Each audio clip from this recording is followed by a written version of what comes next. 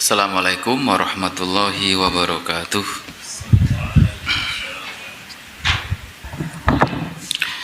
Bismillahirrahmanirrahim. Alhamdulillahi rabbil alamin.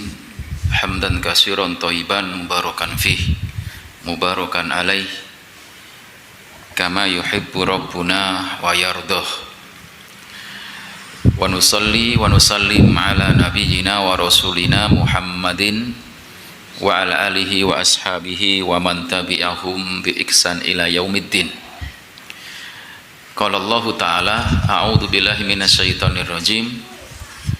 Ya ayyuhalladzina amanu taqullaha haqqa tuqatih wa la tamutunna illa wa antum muslimun. Wa qala Rasulullah Muhammad sallallahu alaihi wasallam, fa inna asdaqal hadisi kitabullah wa khairal hadi hadi Muhammadin sallallahu alaihi wasallam.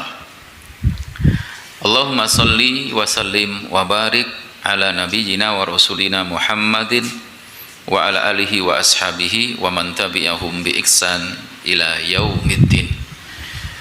Allahumma inna nas'aluka ilman nafi'ah wa rizqan thayyiban wa amalan mutaqabbalah.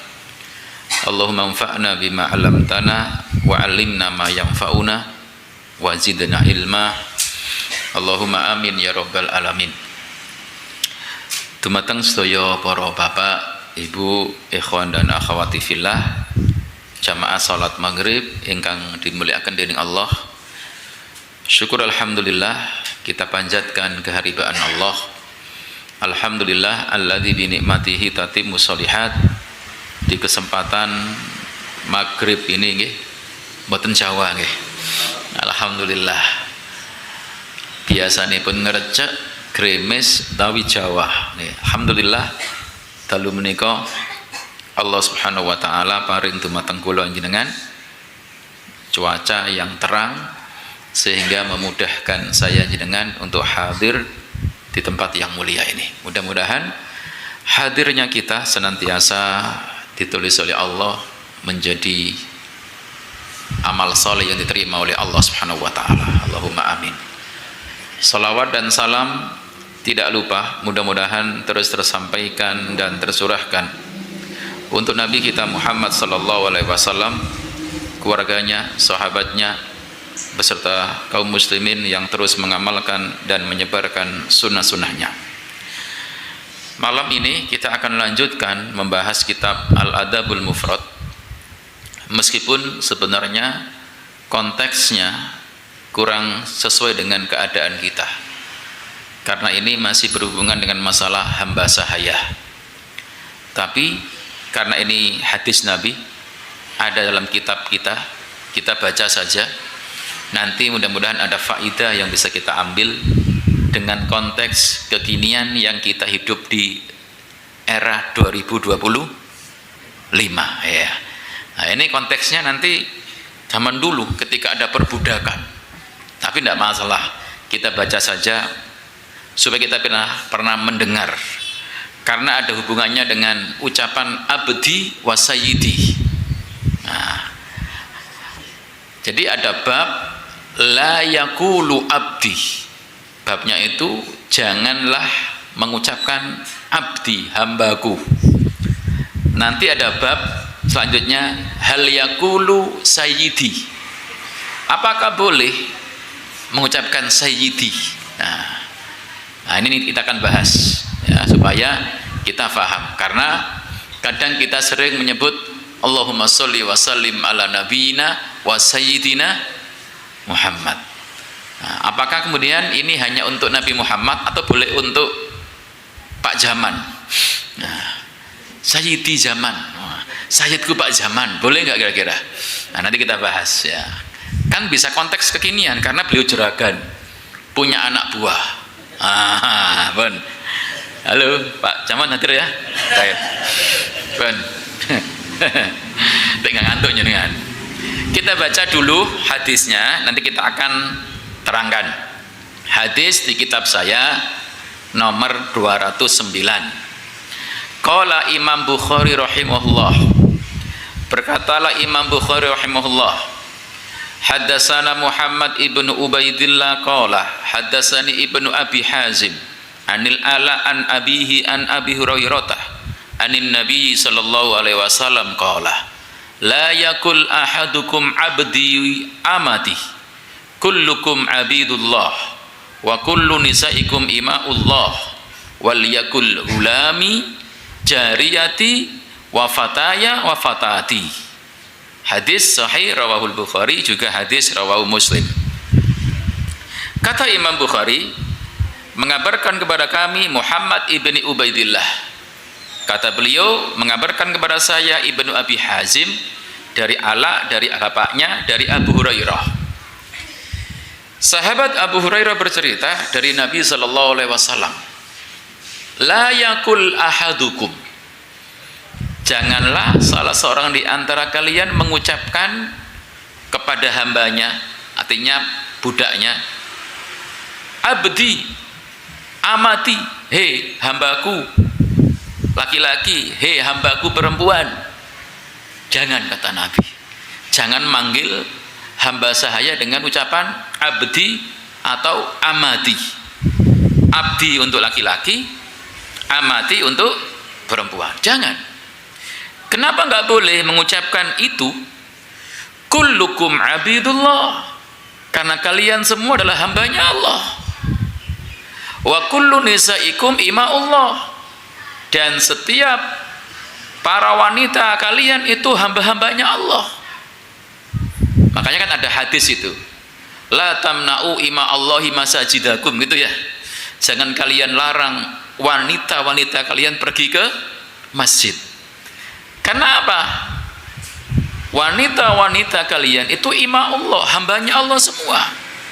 Maka jangan memanggil dengan abdi atau amati. Ini konteksnya bahasa Arab, nggih. Nanti kita akan jelaskan.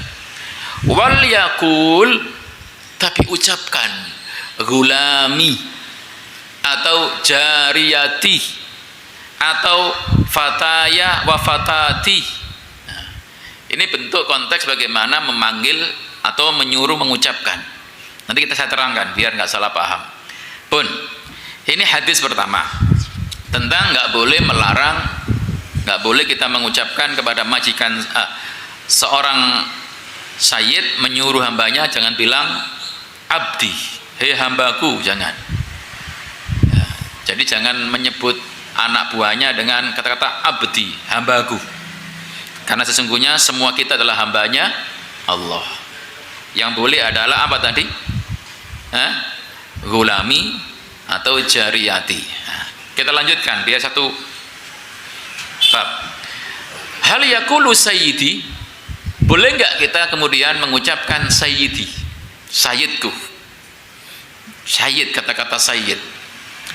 Qala Imam Bukhari berkata, Haddatsana Hajjaj ibnu Minhal qala haddatsana Hammad ibnu Salamah an Ayyub wa Habib wa Hisham an Muhammad an Abi Hurairah anin Nabi sallallahu alaihi wasallam qala la yakulanna ahadukum abdi wa amati wa la yakulannal mamluku rabbi wa rabbati wal yakul fataya wa fatati wa sayyidi wa sayyidati kullukum mamlukun wa rabbu Allahu azza wa jalla.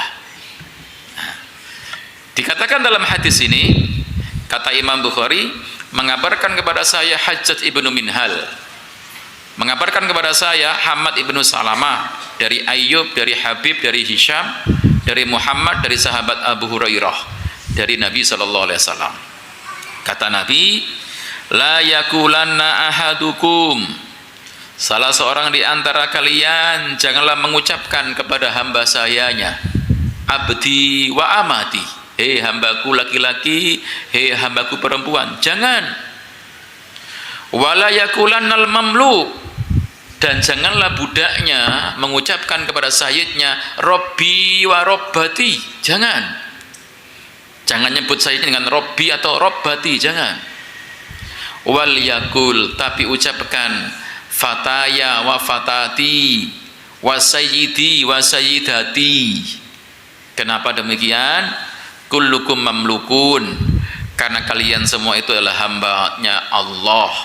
Wa rabbullahu azza wa jalla, dialah Allah pemiliknya, pemilik kita semua manusia adalah Allah saja. Pun jamaah yang dimuliakan oleh Allah Subhanahu wa taala, jadi ini dua hadis yang perlu untuk kita pahami. Konteksnya biar kita semakin paham, saya akan jelaskan. Apa itu? Pembahasan ini memang konteksnya adalah zaman dahulu ketika masih ada perbudakan, yaitu seorang majikan tidak boleh memanggil budak laki-lakinya dengan apa? Abdi, hambaku. Dan tidak diperkenankan majikan memanggil budak perempuannya dengan amati, tidak diperkenankan. Tapi hendaknya memanggil dengan apa? Fataya atau gulami, atau fatati kalau untuk perempuan. Jadi fataya atau gulami laki-laki, fatati untuk perempuan. Artinya apa? Hadis ini, kisah ini mengingatkan kita bagaimana Islam menuntun dan menyuruh kita jangan sembarangan mengucapkan lafal-lafal tertentu, karena lafal-lafal tertentu bisa menodai tauhid. Iya, bisa menodai tauhid. Coba kita renungkan, semua yang ada di atas muka bumi ini hambanya siapa? Hambanya Allah, betul tidak? Lalu kenapa seorang majikan bilang kepada budaknya dengan mengatakan apa? Abdi, hambaku. Seolah-olah pemiliknya siapa? Sayyidnya. Padahal manusia itu pemiliknya siapa? Allah. Dalam surat Maryam ayat 93, Allah Subhanahu wa taala berfirman, A'udzu billahi minasyaitonir rajim. In kullu man fis samawati wal ardi illa atir rahmani abda. Tidak ada seorang pun di langit maupun di bumi, siapapun itu, melainkan akan datang kepada Allah yang Maha Pengasih. Apa itu? Abdan, sebagai seorang hamba. Jadi kita semua, laki-laki, perempuan, yang dewasa maupun yang kecil, kita semua adalah hamba Allah, dan Allah adalah Rabb kita. Sehingga apa? Hadis ini seolah-olah ingin kita diajarkan untuk selalu berusaha mengagungkan Allah dengan sebenar-benarnya, termasuk dalam hal lafaz yang kita ucapkan. Mungkin seseorang itu memanggil budaknya dengan kata abdi, ia tidak menganggap status budaknya itu sebagaimana dirinya yang berstatus sebagai hamba Allah. Mungkin hanya pelafalan saja, tapi hendaknya dijauhi. Kayak ada orang namanya Tuhan, ada ya? Pernah ada tahu orang namanya Tuhan? Ada orang juga namanya polisi, padahal bukan polisi. Iya, subhanallah. Jadi itu. Maka sama dengan tadi di hadis tadi kita mengatakan apa? Enggak boleh seorang budak memanggil sayyidnya dengan Robbi atau Robbati. Mungkin budak ini enggak menganggap itu Tuhan, tidak. Gitu? Enggak mungkin menganggap Tuhan. Cuma apa? Ini status ini haknya Allah. Pelafalan ini harus dijauhi sebagai bentuk pemurnian tauhid. Ini jamaah yang dimuliakan oleh Allah Subhanahu wa taala. Oleh karena itu dalam bahasa Arab itu dibahas oleh ulama. Jadi penggunaan kata-kata ar-Rabb itu bisa dalam dua bentuk.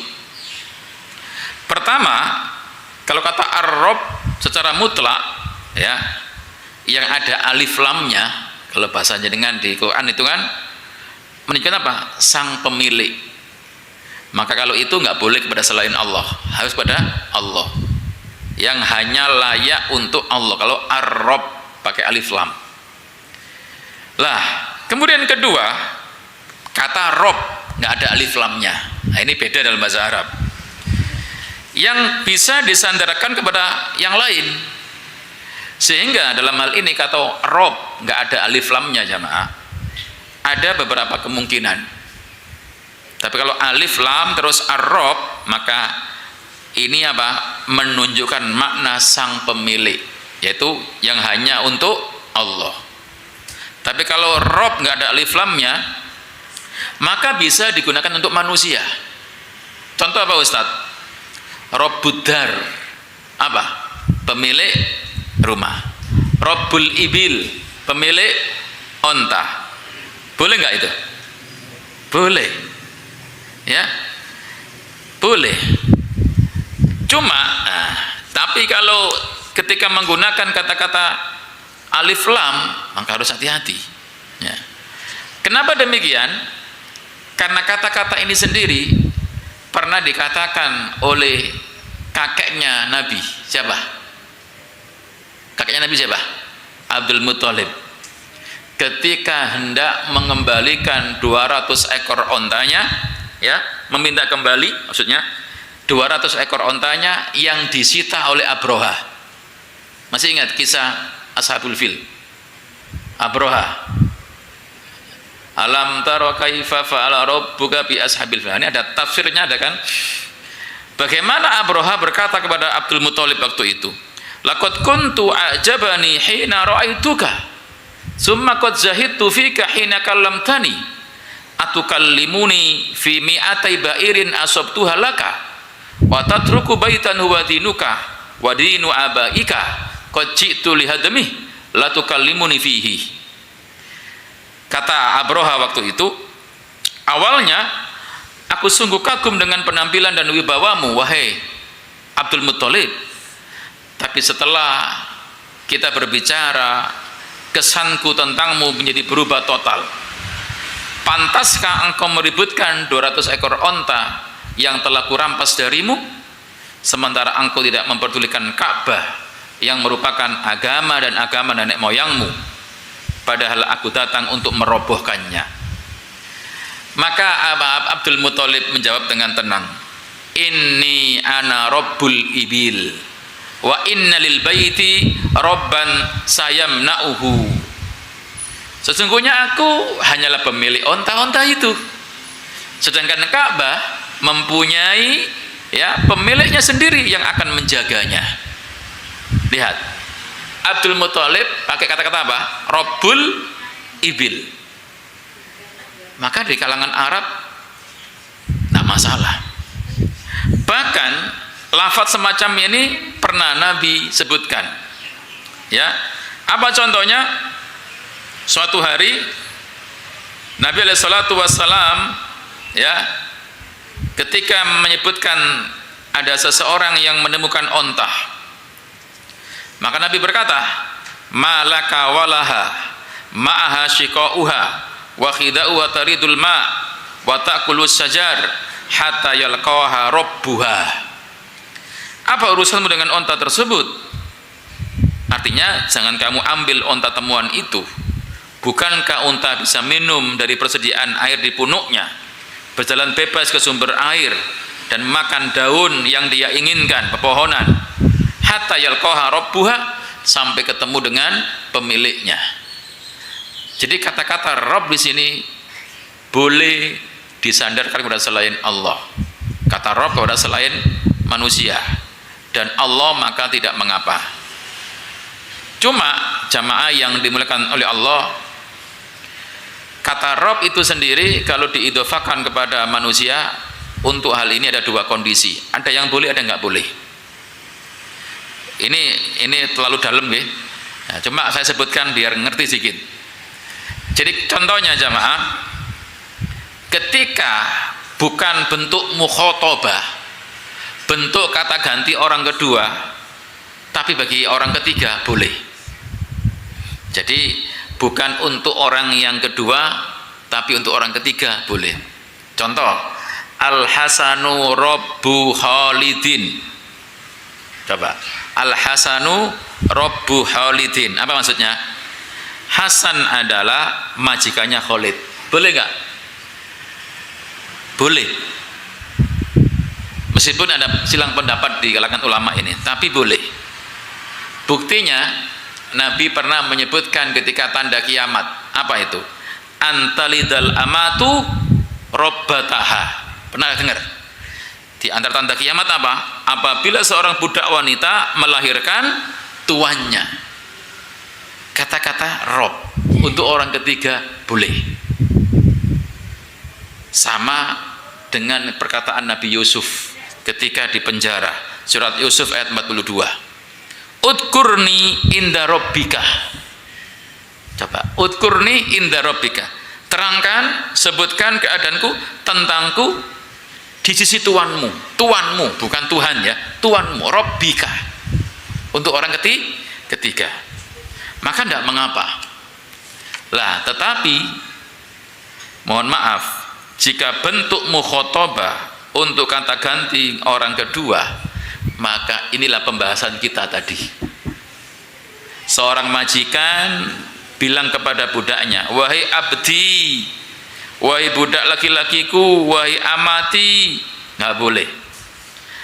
Atau budak langsung bilang sama sayyidnya, wahai Robbi, nggak boleh. Nah, ini tidak diperkenankan oleh para ulama. Ini jelas tidak diperkenankan. Wallahu a'lam bisawab. Ini dari sisi bahasa. Oleh karena itu, dari hadis tadi jamaah, intinya apa? Nabi menginginkan kepada kita dalam menggunakan lafal, kita harus hati-hati. Kita hindari lafal-lafal yang masih di situ nanti ada masalah. Maka di antara lafaz yang aman adalah ketika menyebut orang yang telah mati apa? Rahimahullah. Rahimahullah lebih aman daripada almarhum atau almarhumah. Meskipun orang itu ketika mengatakan almarhum tidak memastikan dia dirahmati, cuma mengharap dirahmati, kan gitu. Almarhumah, saya yakin orang itu menginginkan yang meninggal itu dirahmati, bukan jazm, bukan meyakini pasti dirahmati. Kalau meyakini pasti dirahmati, berarti seolah-olah tahu hal yang gaib. Tapi yang lebih aman bagaimana? Pakai kata-kata apa? Rahimahullah atau rahimahullah. Mudah-mudahan Allah merahmati dia. Aman. Sepakat kalau ini memang hal yang diperbolehkan. Atau Allahu yarham. Nah, tapi kata-kata almarhum atau almarhumah, ya, saya berhusnudon setiap kita mengatakan itu mungkin niatnya apa? Mudah-mudahan dirahmati, mudah-mudahan, bukan meyakini pasti dirahmati. Kalau meyakini masih dirahmati, wah, seolah-olah tahu hal yang gaib. Nah, makanya cuma yang banyak adalah ikut-ikutan. Ikut-ikutan. Nah, bagi kita yang agak ngerti sedikit bahasa, maka cari bahasa yang lebih aman, yang sepakat ulama membolehkan. Apa tadi? Siapa yang meninggal? Oh, Pak Ahmad. Ya wis, rahimahullah, mudah-mudahan Allah merahmati. Oh, siapa yang meninggal? Aisyah, pojoke kono lho, RT loro, rahimahullah, mudah-mudahan Allah merahmati. Nah, itu yang lebih aman, lafaz-lafaz seperti itu. Wallahu a'lam bishawab. Meskipun kita berhusnudon, sekali lagi jangan salah paham, ketika menyebut almarhum mungkin niatnya mudah-mudahan dirahmati, bukan meyakini pasti dirahmati. Atau almarhumah, ya. Tapi kalau bagi kami jenengan lebih hati-hati menggunakan kata-kata apa? Rahimahullah atau rahimahullah. Lihat, ketika jenengan baca kitab, qala al-muallif rahimahullah, ada nggak yang sering qala al-muallif almarhum? Pernah dengar? Ayo. Qala Imam Nawawi rahimahullah, Imam Nawawi berkata yang mudah-mudahan Allah merahmati. Pernah dengar? Hampir semua seperti itu. Tapi apa pernah dengar hadis Arba'in Nawawi, qala Imam Nawawi almarhum, gitu? Ya kan? Jadi ulama kita mengajari, masya Allah. Nah, ini kadang kita menyepelekan. Lihat jenengan ketika para ulama-ulama kita kalau ngaji itu, apa kitab yang dibaca? Ibnu Katsir, Qala Imam Ibnu Katsir rahimahullah. Qala Imam Ghazali rahimahullah misalkan. Qala Syekh Abdul Qadir Jailani rahimahullah. Ketika baca kitabnya jarang qala Imam Nawawi almarhum.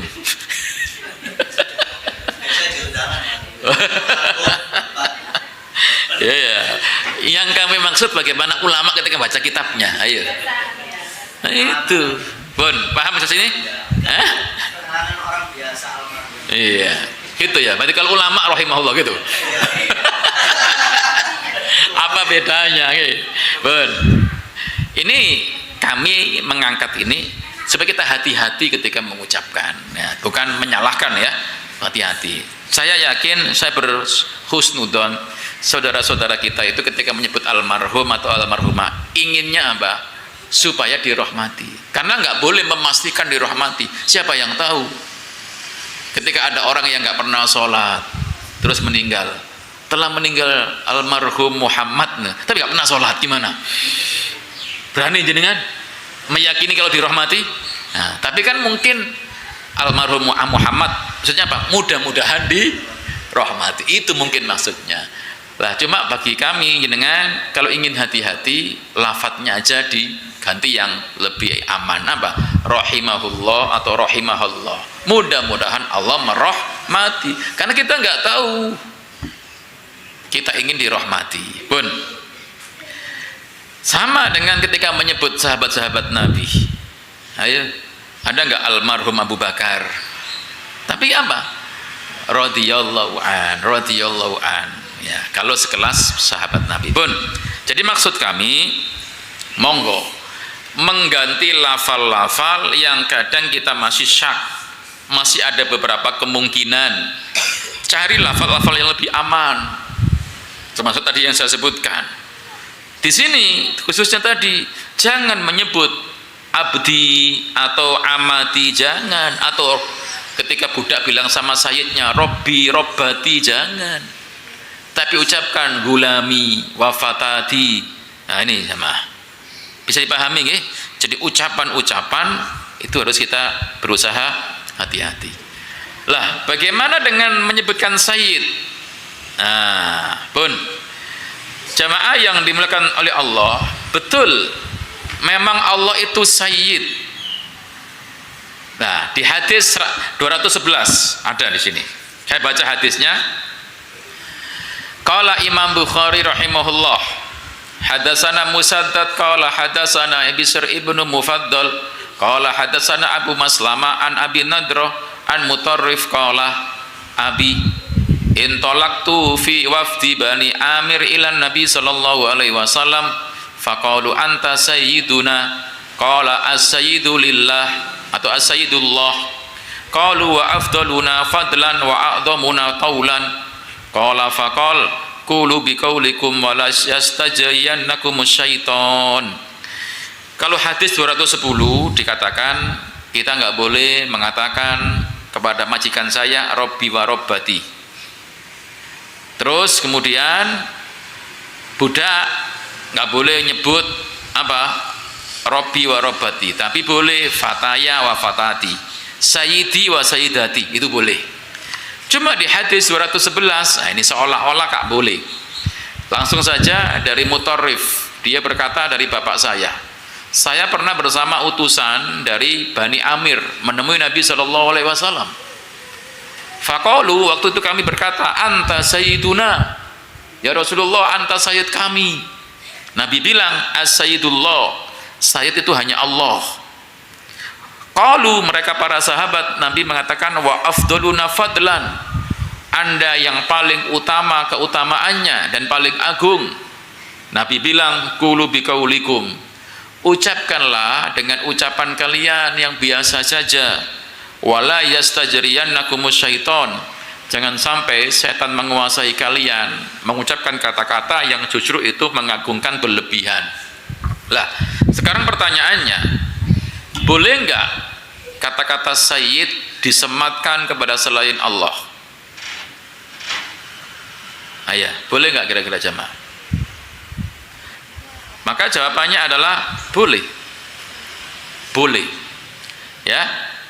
lafadz sayyid boleh disematkan kepada selain Allah, meskipun memang Allah itu as-sayyid, zat yang sempurna.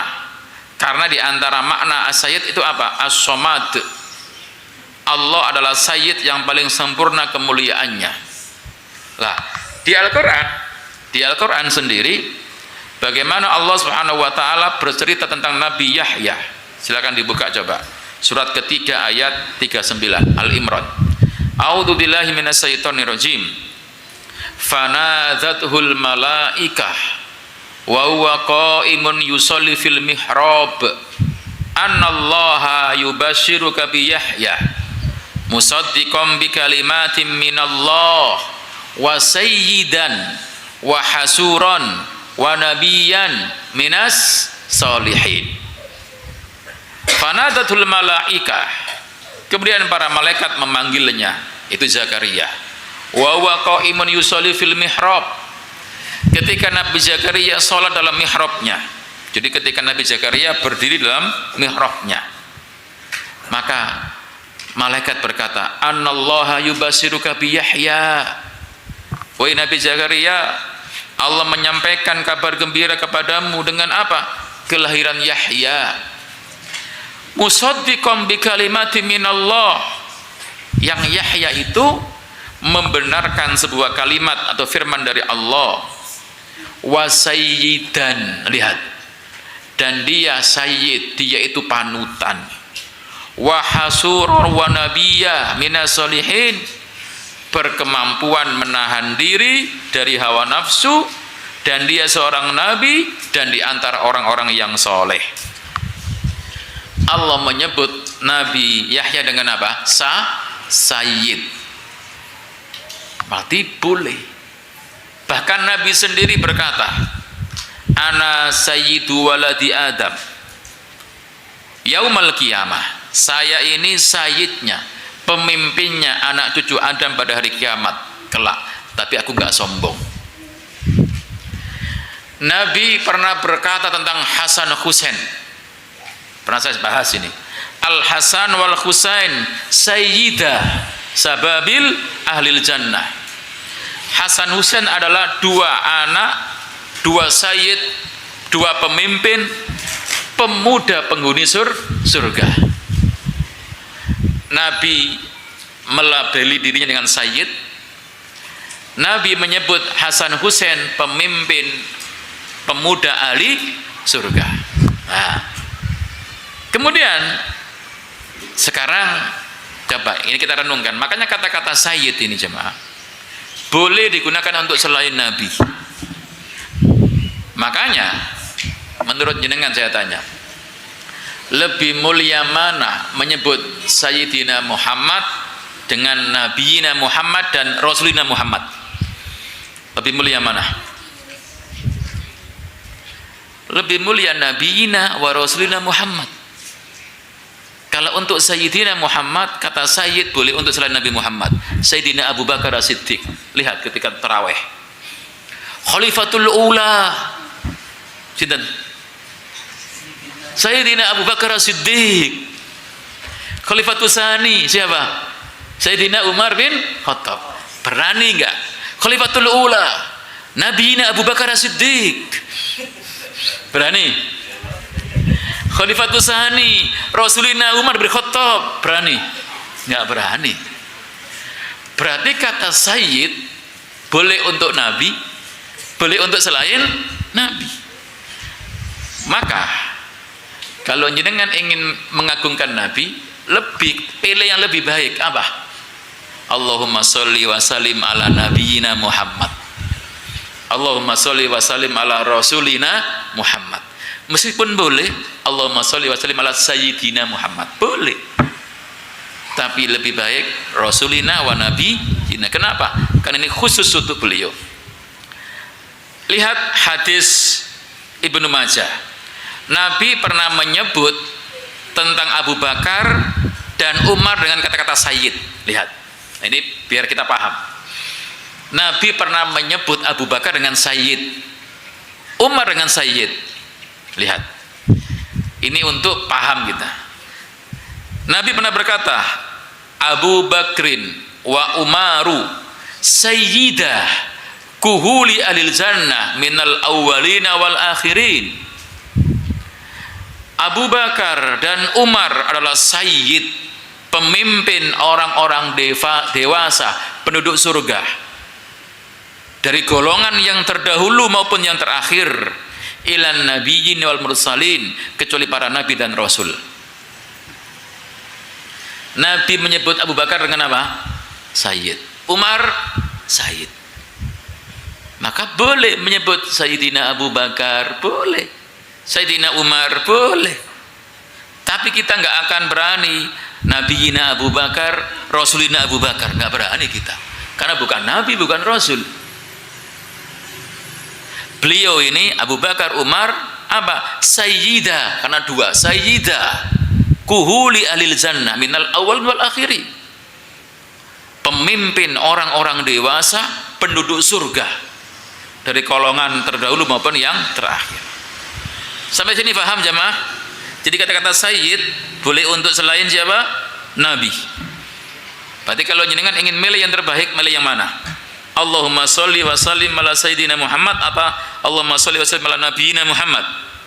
Nabiyina atau rasulina? Meskipun boleh saya menerangkap Allahumma sholli wa sallim ala nabiyina wa rasulina wa sayyidina Muhammad. Tapi kalau untuk Abu Bakar jangan macam-macam, cukup Allahumma sholli apa sayyidina Abu Bakar, Allahumma sholli ala sayyidina Abu Bakar, Allahumma sholli ala sayyidina Umar, boleh. Tapi rasulina enggak boleh. Selanjutnya, Nabi pernah bilang kepada sahabat Mu'ad, waktu itu kaumnya Sa'ad bin Mu'ad ya datang. Kata Nabi, "Qumu ila sayyidikum." Berdirilah kalian untuk menghormati sayyid kalian, pemimpin kalian. Artinya Nabi menyebut Sa'ad bin Mu'ad sayyid, pemimpin. Ya.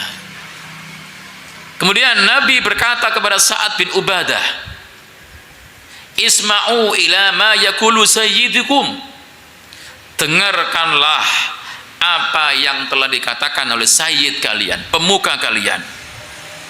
Nah, pun jamaah yang dimuliakan oleh Allah Subhanahu wa taala, intinya dari keterangan ini, ucapan sayyid bisa disematkan, dilabelkan kepada selain Nabi.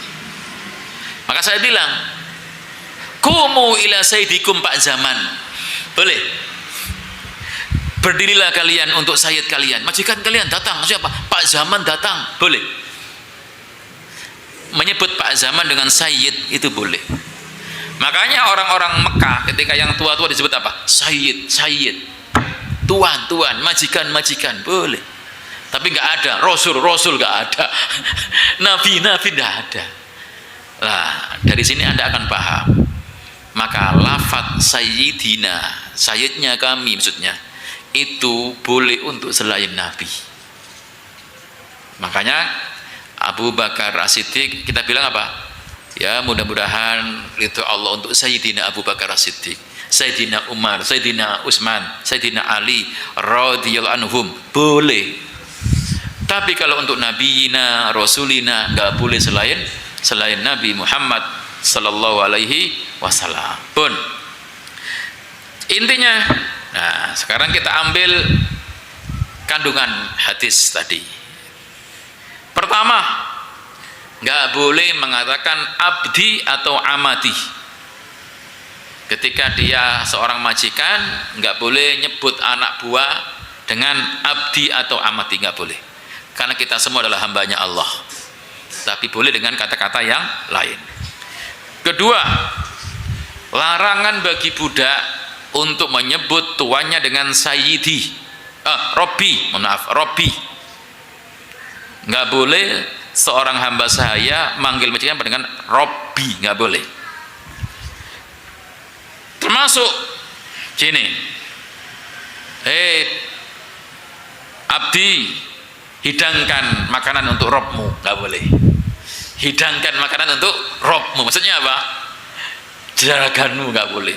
Tapi boleh hidangkan makanan untuk sayyidmu, boleh. Beda tipis nggih. Tapi ini tauhid jemaah.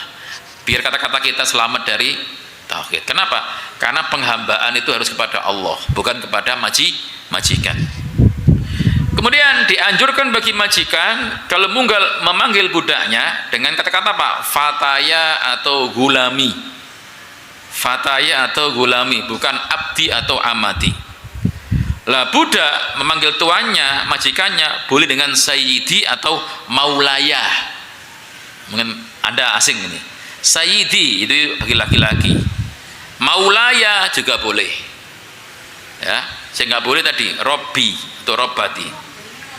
Pertanyaannya kemudian, apa tujuannya sih kok nggak boleh seperti ini?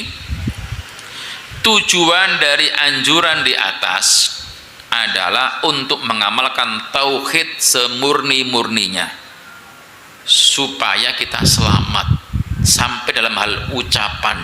Nggak boleh menggunakan kata-kata yang mengandung ubudiyah kepada selain Allah Subhanahu wa ta'ala.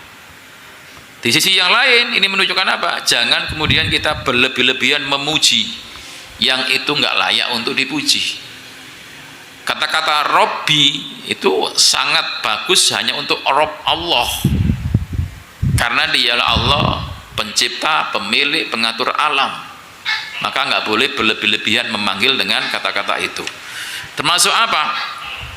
Di hadis tadi menunjukkan apa?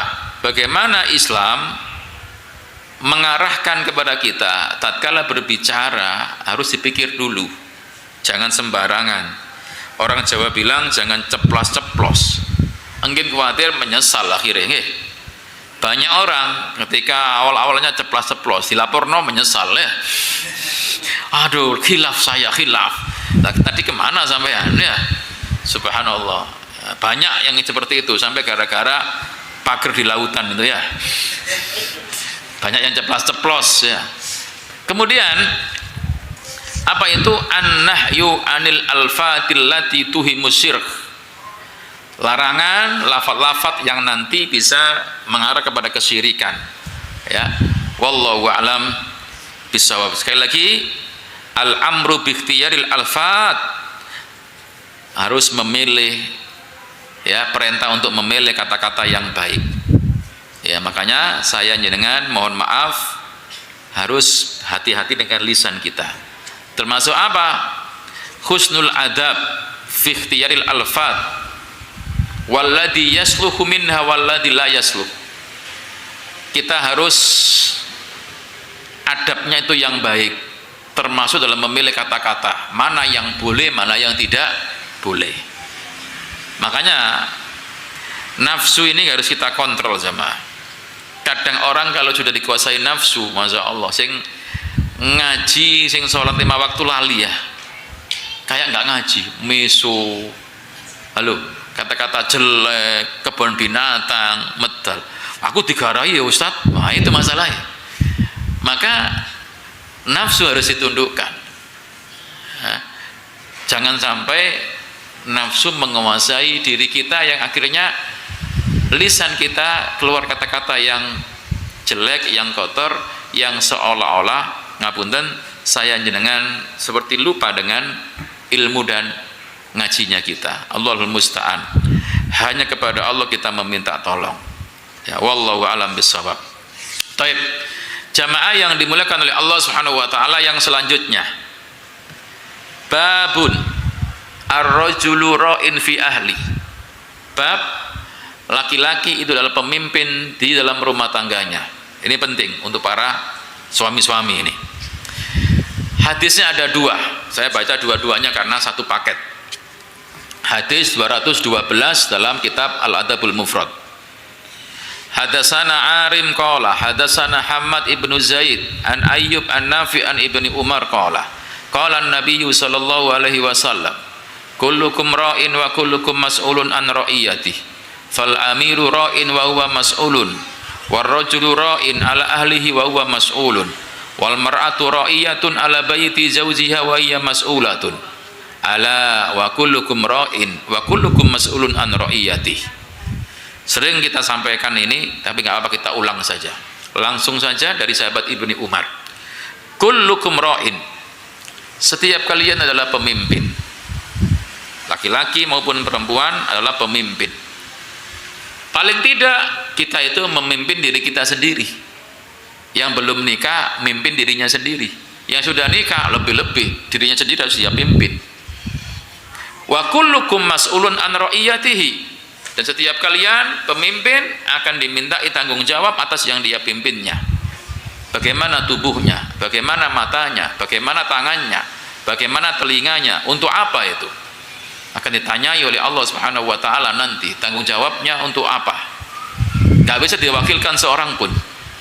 Gak mungkin pertanyaan untuk telinganya Pak Zaman saya ditanya. Gak mungkin lisan saya yang ditanya Pak Zaman.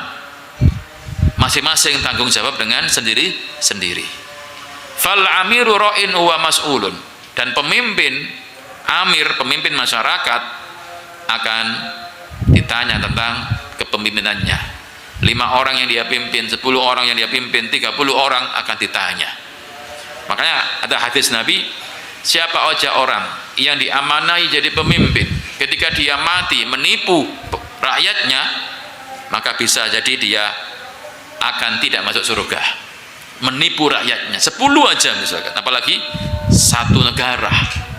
Kita adzan dulu. Bismillahirrahmanirrahim. Kita lanjutkan sebentar.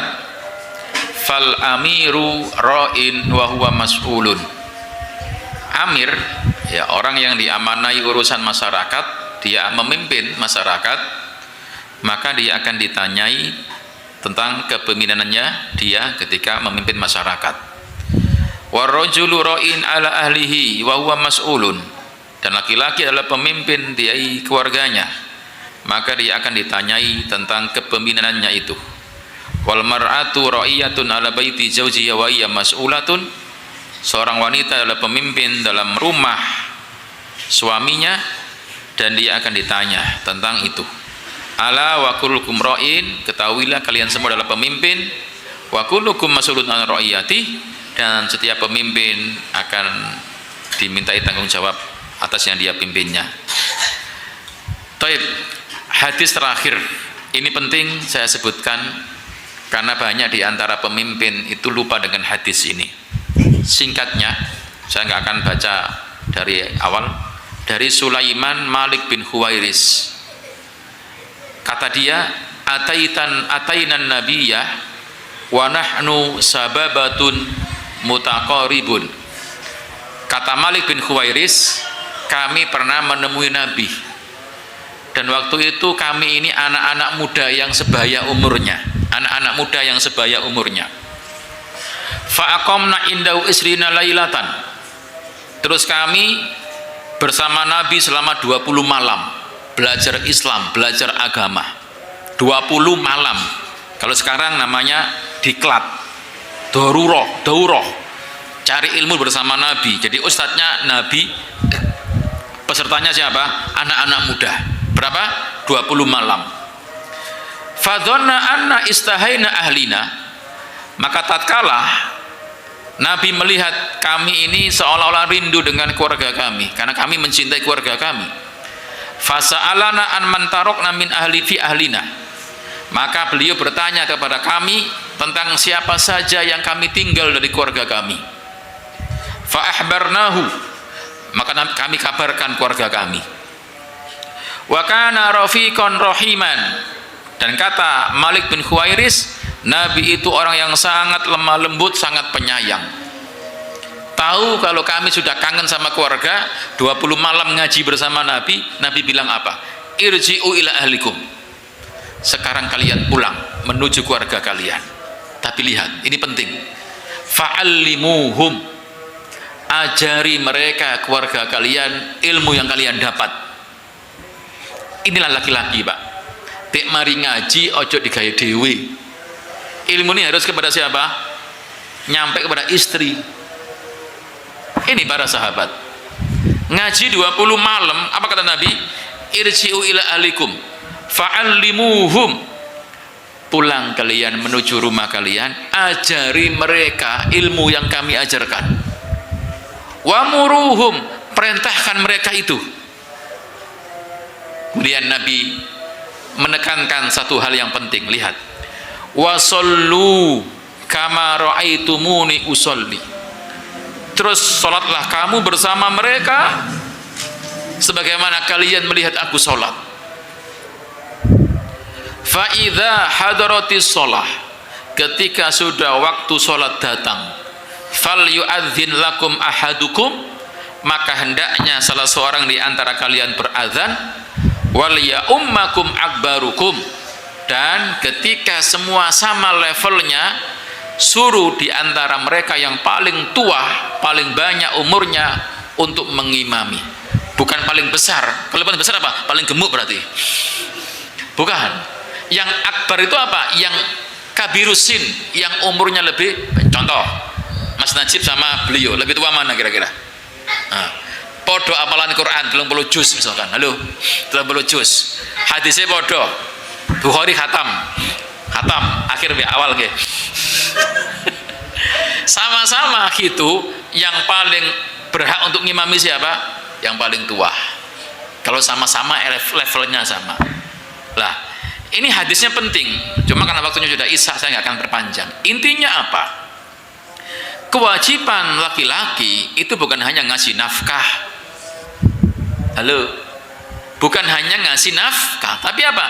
Kata Nabi, pulang kamu menuju keluargamu, fa'allimuhum, ajari keluargamu. Lah kita kadang sudah nggak ngajari, nggak ngejak ngaji. Ya gimana? Gak ngajari, gak ngejak ngaji.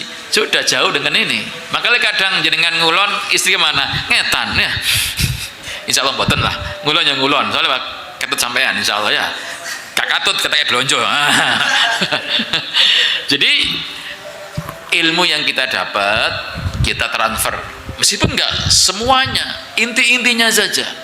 Karena kewajiban kita tidak hanya ngasih nafkah, tapi ngasih ilmu, ngasih akidah yang betul, ngasih pemahaman yang betul. Ngajinya seminggu sekali, YouTube-nya setiap hari, TikTok-nya TikTok setiap hari, WA-nya setiap menit. Apa enggak luntur ilmunya?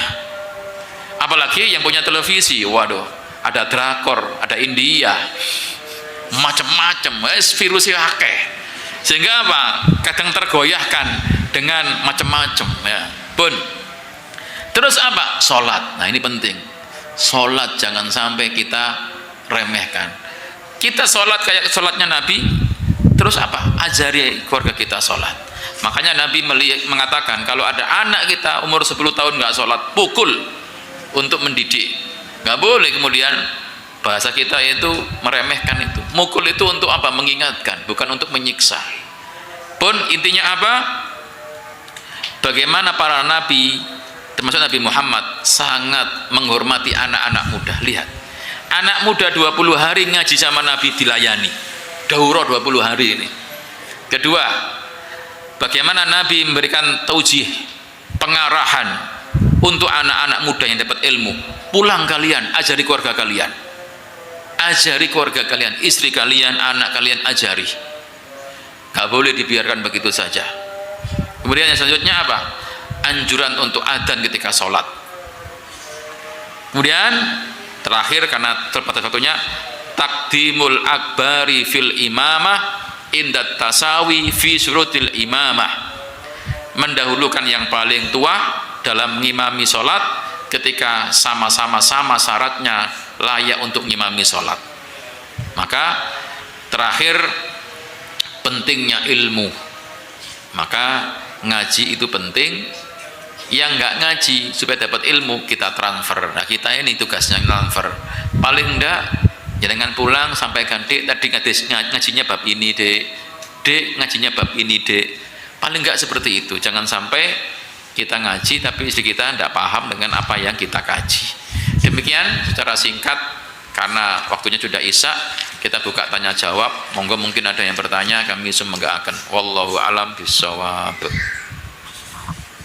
Oke.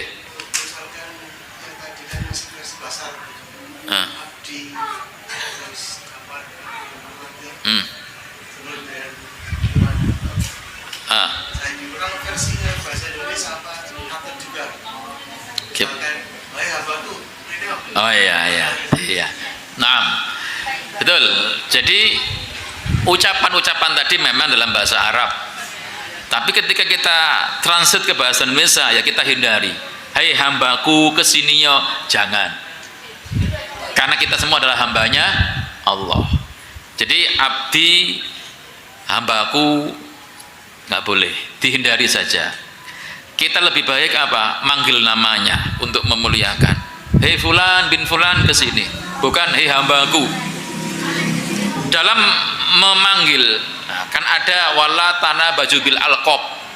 Jangan kalian tuh memanggil dengan panggilan yang jelek. Memanggil dengan panggilan yang seperti tadi tidak boleh. Termasuk manggil dengan panggilan jelek. Orangnya hitam, pendek, ireng, dipanggil apa? Hei jeliteng sini. Gak boleh, meskipun jujur ya. Siapa sih yang mau dipanggil dengan seperti itu? Paling enggak, hei hamba Allah, hei fulan bin fulan. Panggilan-panggilan yang menyenangkan. Jangan panggilan yang jujur, yang jelek. Inilah etika. Ya, khusus untuk yang tadi, karena memang dalam masalah tauhid bisa menodai, ya artinya dalam masalah tauhid kurang pas. Hei hambaku sini, siapkan makanan untuk saya, untuk Robmu. Nggak boleh, karena Rob kita adalah Allah, Rabbuna, ya Allah Subhanahu Wa Taala.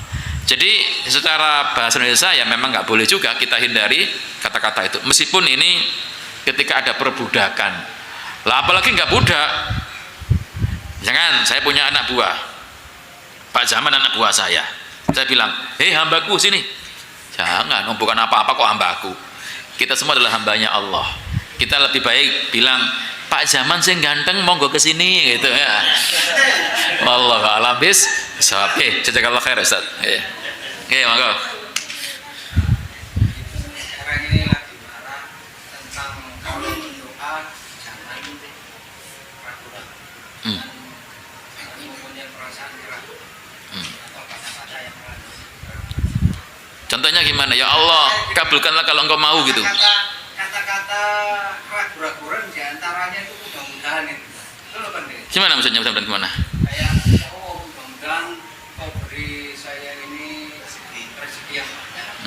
Kata mudah-mudahan itu kata keraguan, katanya gimana? Baik.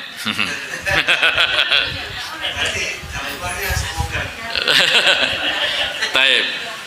Begini, kadang bahasa Arab dengan bahasa Indonesia itu berbeda memang. Maka kalau dalam hadis Nabi, ud'ullaha wa antum muqinuna bil ijabah. Berdoalah dan kamu harus yakin doamu itu diijabahi. Maka jangan bilang begini, ya Allah, ighfirli in syi'tah. Ya Allah, ampuni aku kalau engkau mau. Ya Allah, kasihkan aku rezeki kalau engkau mau. Jangan. Cukuplah Allahumma ghfirli warhamni wa'afini warzuqni wahdini. Itu. Jadi itu mungkin dari sisi terjemahan saja. Tapi kalau dengan mau berdoa, Allahumma rzuqni rizqan halalan thayyiban katsira. Silakan. Ya Allah, berikan aku rezeki yang banyak yang halal, kan gitu. Bukan ya Allah mudah-mudahan gitu kan. Itu kan edisi terjemah.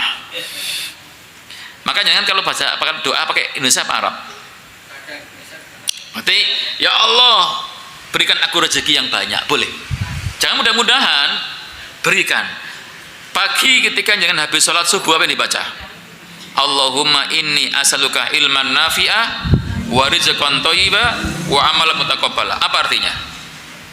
Ya Allah, aku minta ilmu yang bermanfaat, rezeki yang thayyib dan amal yang diterima. Mana mudah-mudahannya? Makanya jangan pakai mudah-mudahan. Ini ada mungkin untuk yang orang ketiga. Contohnya gimana? Orang ketiga kita ada orang itu. Mudah-mudahan orang ini lekas diberi semua. Oh, itu namanya itu roja, harapan, boleh mengharap, bukan keraguan-raguan. Ya Allah, mudah-mudahan engkau memberikan dia rezeki yang cantik gitu, rezeki yang halal, istri yang cantik, mudah-mudahan. Dalam artian roja, harapan itu, bukan sifatnya ragu. Ya, tapi boleh juga langsung, ya Allah berikan dia rezeki yang banyak. Ya Allah jadikan dia anak yang soleh solihah, boleh. Ya, itu hanya pelafalan saja. Kita kembali kepada niatnya. Niatnya itu ragu apa roja, harapan. Kalau harapan boleh, roja mengharap. Ya kan kita agak memastikan, nggak boleh memastikan diterima. Mudah-mudahan Allah yang memberi. Tapi kalau jenengan pakai kata-kata yang pasti silakan, tapi jangan dikte Allah. Ya Allah, mudah-mudahan dia dapat rezeki yang banyak kalau engkau mau ya Allah. Mudah-mudahan dia dapat jodoh yang soleh kalau engkau mau ya Allah. Itu dikte, nggak boleh, nggak baik. Harus pakai kata-kata berikan dia rezeki yang banyak, berikan dia jodoh yang solihah, monggo. Wallahu a'lam bishawab. Itu adalah adab doa ya, nggih. Matur nuwun, jazakallahu khairan. Allahumma shalli ala sayyidina Muhammad. Kalau diucapkan pada waktu sholat itu batal apa tidak? Wallahu a'lam bishawab. Al-ahsan fa inna khairul huda huda Muhammad sallallahu alaihi wasallam. Sebaik-baik petunjuk adalah petunjuk Nabi Muhammad sallallahu alaihi wasallam. Maka yang ahsan tanpa pakai itu. Kenapa? Di kitab-kitab fikih para ulama termasuk dalam mazhab Syafi'i, kalau kita baca Bulughul Maram, Riyadhus Shalihin, ketika pas keadaan tadi tidak ada tambahan itu. Jadi tidak ada tambahan itu. Ya, jadi yang lebih baik yang selamat tidak menambah. Bagaimana kalau ditambah, apakah batal? Wallahu a'lam bishawab. Kami belum menemukan fatwa ulama mengatakan batal. Cuma khalifus sunnah, na'am. Nyelisih sunnah iya. Karena menambah itu. Tapi kalau di luar sholat la ba'sa bihi, tidak mengapa. Nah, cuma memang viral di video ada seorang yang berkata adzan aja ditambahi boleh kok. Asyhadu anna sayyidina Muhammad. Nah, yang aksan tidak, karena sudah tauqifiyah. Jadi lafaz adzan, lafaz yang jenengan bilang tadi dalam bersolawat ketika sholat itu tauqifi. Cukup kita yang datang dari siapa? Nabi alaihi salatu wassalam. Nah, ketika mengatakan batal apa enggak, wallahu alam sawab, karena kadang di antara mereka kan tujuannya bukan nambah, untuk hanya mengagungkan, mengagungkan. Sehingga kalau dalam madhab mutaakhirin di kalangan mereka enggak masalah. Tapi kalau kita lihat para ulama salaf kita, maka lebih aksan tidak menambah. Wallahu a'lam bishawab, karena jelas Nabi mengatakan qulu Allahumma sholli ala Muhammad wa ala ali Muhammad seterusnya, bukan dengan lafaz tadi. Tapi kalau di luar itu wallahu a'lam bishawab diperbolehkan. Nggih, jazakallahu khairan. Ada lagi? Sedikit lagi. Terakhir ya. Hanya masalah Rasulullah dan Ar-Rasul. Kalau Ar-Rasul itu makna Rasulullah. Nah, kalau Rasulullah putusan kita bisa macam-macam. boleh. Ya. Tapi yang mau di sini kita mau yang mau di sini. khawatirnya nanti disalahpahami oleh sebagian orang, karena Rasul kan utusan, bisa jadi kan utusan Pak Jaman, utusan siapa, atau tadi utusan Bani siapa tadi. Makanya ya kalau perkataan Rasul ya jelas Nabi Muhammad SAW. Jadi ketika menggunakan lafaz tadi ya wallahu alam bisawab, ya boleh-boleh saja. Cuma memang kalau takut disalahpahami ya pakai ar-Rasul aja. Ya, atau Rasulillah SAW, betul. Atau Rasulillah SAW. Karena kan saya tadi nyocokkan dengan kebiasaan. Sayyidina berarti harus Rasulina atau Nabina. Tapi lebih aman betul. Rasulillahi Muhammad SAW. Ya, Nabi Yullah ya Muhammad SAW. Itu yang memang lebih aksan kalau memang ingin cari yang lebih aman, bahkan lebih baik. Nggih, jazakallahu khairan. Karena Rasul itu sendiri kan utusan. Bukan berarti hanya utusan Allah, bisa jadi utusan kabilah, utusan negara, itu kadang pakai kata-kata Rasul. Nah, Rasul tadi yang kita baca di hadis tadi ya. Wallahu alam bisawab. Nggih. Paling akhir nggih.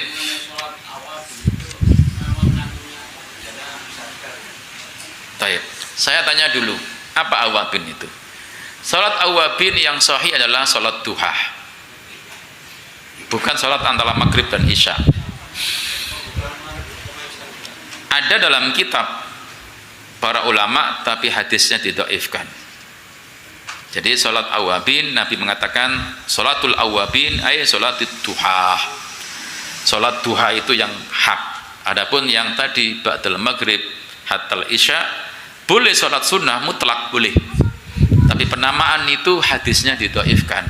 Meskipun ada dalam kitab tertentu. Jadi yang jumlahnya berapa rakaat dengan tahu? 6. Ya. Di kitab Ihya Ulumuddin itu didhaifkan ulama. Jadi salat awabin yang sahih itu adalah salat duha. Penamaan awabin yaitu orang-orang yang kembali kepada Allah. Adapun yang jenengan sebutkan tadi yang ba'dal maghrib hatal isya, di situ boleh salat sunnah kita sampai isya boleh, tapi tidak dengan penamaan tadi, tapi salat mutlak. Wallahu alam bisawab. Jadi bukan salat yang jenengan bilang. Dan salat antara maghrib sampai isya itu bebas, Pak. Enggak hanya 6. Pokoknya habis maghrib, habis ba'diyah isya Anda salat sampai adzan isya boleh. Boleh. Dan itu di antara para ulama melakukan, bahkan para sahabat. Cuma bukan menamakan dengan awabin. Tapi Nabi mengatakan salatul awabin salat duha. Salat duha. Wallahu alam bisawab. Nggih, jazakallahu khairan. Bisa dipahami nggih? Nggih. Ini mungkin yang bisa saya sampaikan pada kesempatan ini. Dan nanti memang dengan pertanyaan ini penting kadang kita bahas salat-salat sunnah. Nah, apa? Biar tidak salah paham. Karena sebagian melakukan tapi kadang tidak tahu apa penamaannya. Wallahu alam bisawab. Jadi kembali kepada dalil, kalau memang dalilnya ada dari sholat itu kita lakukan, dan pendalilan yang kuat itu adalah nama dari sholat duha. Nah, sholat duha pun kita akhiri dengan doa kafarah majelis. Subhanakallahumma wa bihamdika asyhadu an la ilaha illa anta astaghfiruka wa atubu ilaik. Mohon maaf jika banyak kekurangannya. Terima kasih untuk perhatian jenengan semua. Yang hak datang dari Allah, yang hak ucapan Rasulullah. Mudah-mudahan Allah memaafkan dan mengampuni kesalahan-kesalahan kalau ada yang kita lakukan di majelis ini. Allahumma amin ya rabbal alamin. Wa sallallahu ala nabiyyina Muhammadin wa ala alihi wa sahbihi wasallam. Wa akhiru da'wana alhamdulillahi rabbil alamin. Assalamualaikum warahmatullahi wabarakatuh.